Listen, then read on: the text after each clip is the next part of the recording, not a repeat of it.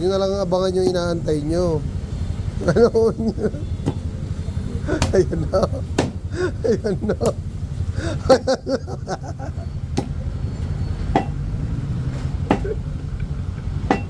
Nadidistract. O, di ba? Nakaisa. Kaya, mahabol yan. Mapapantay ulit yan. Dalawa. Ayan na. Binibilangan mo ko, di ba? Pag ako nag-i-slice, ikaw lang binibilangan mo ngayon.